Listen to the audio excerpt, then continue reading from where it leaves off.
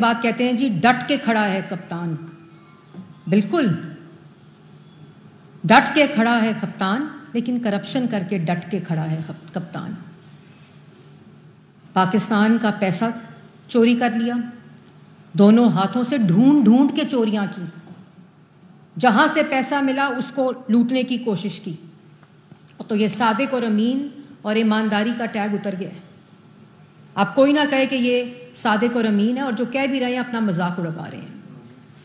اور یہ ہم لوگ کہتے ہوتے تھے نا، بار بار کہتے تھے چور ہے، بار بار کہتے تھے ہمیں چور کہہ رہا ہے، سب سے بڑا چور خود ہے. میں نے انہی جگہوں پر بیٹھ کر، میں نے عدالتوں کے باہر، جیلوں کے باہر کھڑے ہو کر پریس ٹاکس کی کہ یہ ہمیں جو چور کہہ رہے ہیں یہ خود سب سے بڑی ڈکیتی پاکستان کے خزانے پہ ڈال رہے ہیں.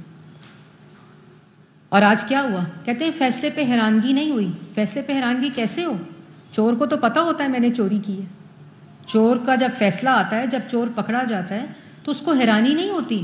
چور کو تو پتہ ہوتا ہے کہ میں حیران تو ہم ہوئے تھے کہ نہ کوئی کرپشن کا دھیلا ملا، نہ کوئی کرپشن کا پیسہ ملا، نہ کوئی کرپشن کا الزام لگا.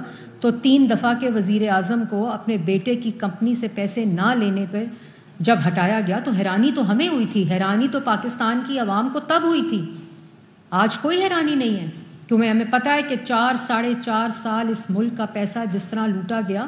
تو لوہے پہ سونے کا جب پانی چڑھا دو تو وہ سونا نہیں ہوتا، لوہا لوہا ہی رہتا ہے، چور چور ہی رہتا ہے. بے شک وہ وزیر اعظم کی کرسی پہ ہو یا وہ پارٹی کا ہیڈ ہو، چوری کی عادت جو ہے وہ چور سے نہیں جاتی. یہ وہ کیس ہے. توشہ خانہ میں چوری کر لی، خانہ کعبہ کی گھڑی کے اوپر خیانت کر دی. نہ مسجد نبوی کا خیال آیا جہاں مجھے جملے کسے تھے چور چور کے.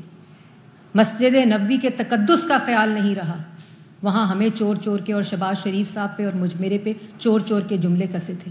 آج یہ مکافات عمل ہے، یہ وقت کا پھیر ہے، اور یہ آج اس کو بھگت رہے ہیں. اور پھر جو اوپن اینڈ شٹ کیس ہے، یہ ابھی اور بھی آنے ہیں، لیکن اس پہ کوئی ابہام نہیں ہے.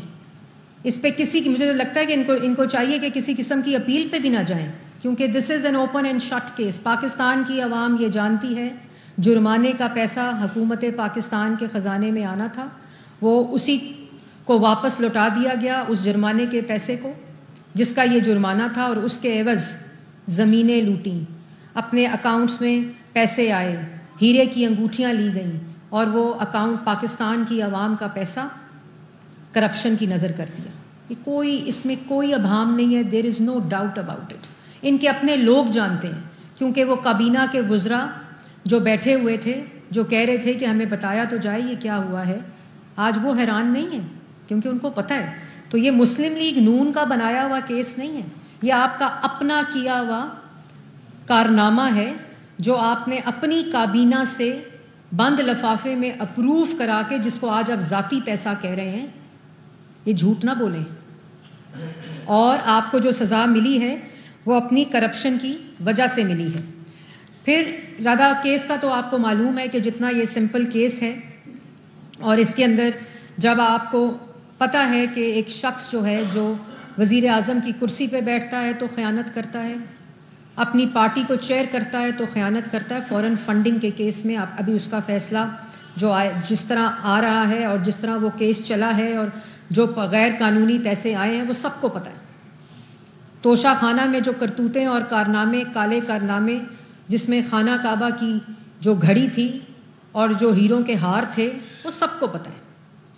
تو اب اس میں کوئی ابہام نہیں رہ گیا، کسی قسم کا کوئی ابہام نہیں ہے کہ ڈٹ کے کھڑا ہے کپتان کرپشن کر کے.